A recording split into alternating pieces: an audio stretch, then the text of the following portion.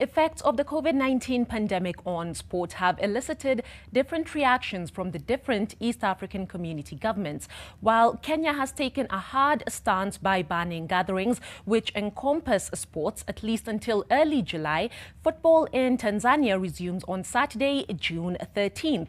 Now, current Tanzania Premier League leaders Simba Sports Club look ahead to completing a double with Kenyan midfielder Francis Kahata, a key part of the success. I found the following report after speaking to the club's CEO, Senzo Mbatha, who compared the top-flight leagues in the two countries.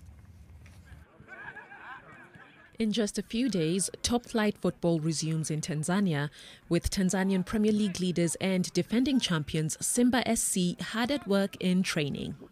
The mainland league resumes 2 months after it was halted due to the coronavirus outbreak, with the Wekundu wa Msimbazi leading second place to Zam by a sizable 17 points after 28 games played.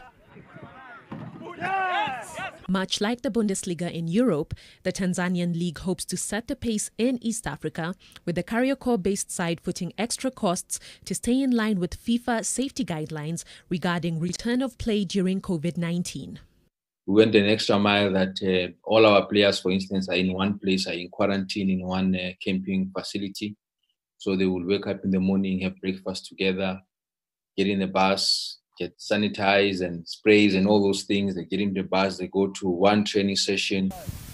This is a far cry from what is the reality at Kenyan Premier League leaders Gor Mahia, previously home to two of Simba's current key players, Kenyan Francis Kahata and Rwandan Medi Kagere.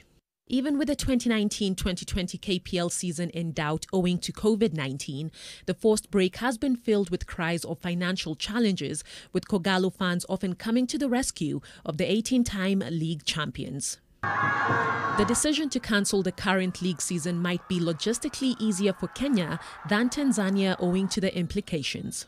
While the KPL broadcast partner exited the market in 2017, Tanzania have a broadcast partnership worth 23 billion Tanzanian shillings, which is roughly 1 billion Kenyan shillings, running over 5 years.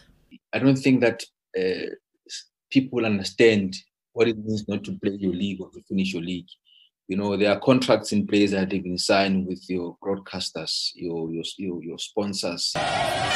While another sponsor renewed a 3-year deal worth 9 billion Tanzanian shillings or 400 million Kenyan shillings for the league naming rights. The contrast continues on the stands and in sponsorship. The Kenyan Premier League experiencing increased fan apathy, with sponsors seldom coming on board. This as the Dar Derby in January 2020, for example, attracted over 58,000 fans to the main stadium, with gate revenue of over 23 million Kenyan shillings, a corporate sponsor magnet. The Simba CEO, Mbatha, shares his insight on just what the problem in Kenya may be. Who's the boss? You know, who runs the football? Who's, you know, stop the nonsense of pointing fingers. Let's work together. Let's find common cause for the greater of our football in the region. Simba also boasts of a women's team, Simba Queens, as well as under-17 and under-20 squads. And while Wekundu wa Msimbazi may be dominant in East Africa, they look to replicate it on the continental platform, where they have consistently fallen short to their North and South African counterparts. I hope that we can improve in all spheres, and we have a good competitive CECAFA regional clubs, so that when you go to CAF, you know, not dominated by the North and South as it is currently.